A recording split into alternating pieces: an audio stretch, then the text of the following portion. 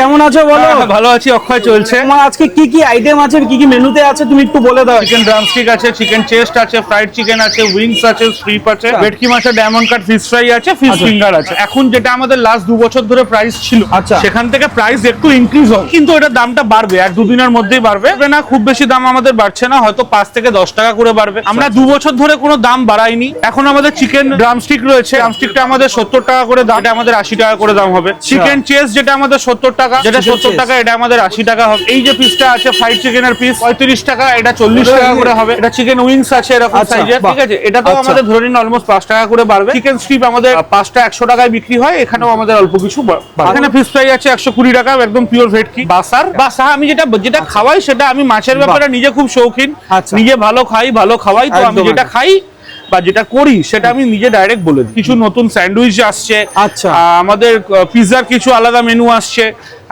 Special কিছু আলাদা কনসেপ্টে কিছু আসছে। বাহ, তো এগুলো আস্তে আস্তে আমাদের এই মাসের মধ্যেই, এপ্রিলের মধ্যেই আমাদের প্রোডাক্টের লাইনে চালু হয়ে যাবে। কুল্লার পিৎজা, ফ্রাইড মোমো, এগুলো আমাদের এখানে পাওয়া যায়। Pasta, bake pasta. ওদের প্রপার অ্যাড্রেসটা একটু বলে দাও। প্রপার অ্যাড্রেস হচ্ছে সোদপুর 4 নম্বর লাইন থেকে বেরিয়ে, 4 নম্বরের সাইড থেকে বেরিয়ে আপনাকে বলতে হবে রথীন্দ্র মাল্টিপ্লেক্স যাবো। জাস্ট 1 মিনিট ওয়াকিং ডিস্টেন্স, কোনো অটো, টোটো, রিক্সা কিছু লাগবে না, জাস্ট হেঁটে চলে আসবে।